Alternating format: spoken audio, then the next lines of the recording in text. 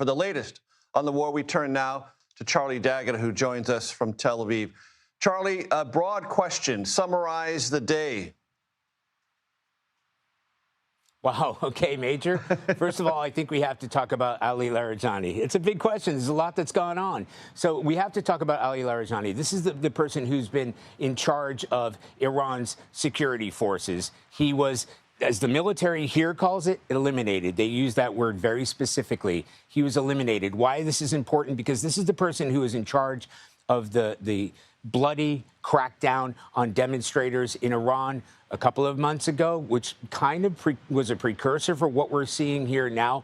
But he was also, because there's been an elimination, to use Israel's word, of top leadership in Iran, he's been responsible for a lot of the attacks here in Israel with Revolutionary Guard forces, attacks against the United States, a significant attack, or at least an attempted attack against the U.S. Embassy overnight inside Baghdad, and certainly attacks that we've seen here.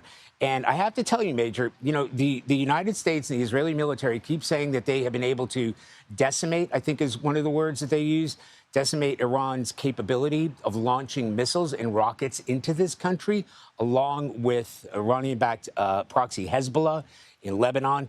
It has continued. It was a very noisy night and weekend, and we had more air raid sirens going off tonight. We went to an Israeli military base this afternoon, and there were missiles and launches toward that area, too, where we had to take cover. And we went to a place where they were showing us one of the missile launchers that the United States and Israel have both been trying to use these interceptors to take care of these incoming rockets there. And even as we were at that Israeli military base, the alarm sirens went off again, and we had to take cover.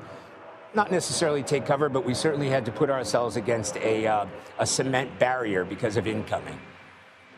And Charlie, this appears to be part of a systematic effort, both on the United States, but specifically the Israelis, to take out known significant regime figures and any who might be successors. Yes. And with Larijani's death, right, elimination, to use the Israeli term, that appears to be continuing apace.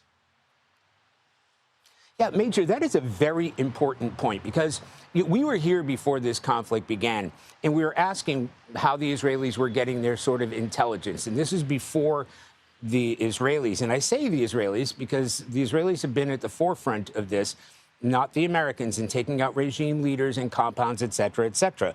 When after the supreme leader, Ayatollah Ali Khamenei, including top-ranking members of the Iranian leadership and government and regime targets there. Where do you get that information? They're using humans, as they call it, human intelligence. They're getting across electronic wires. They're eavesdropping, et cetera, et cetera. That is how they've been able to pinpoint these, what the military would call high-value targets.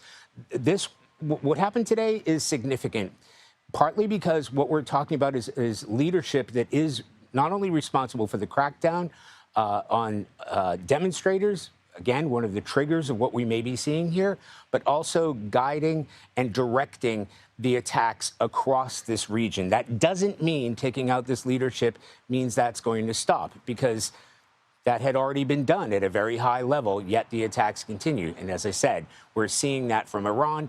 We're seeing it from Hezbollah, Iran's proxies in Iraq, across the region, striking targets, and United Arab Emirates here in Israel. That continues. Slowed down, it kind of goes through ebbs and flows, but it still continues.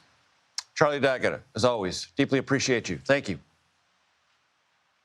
Thank you.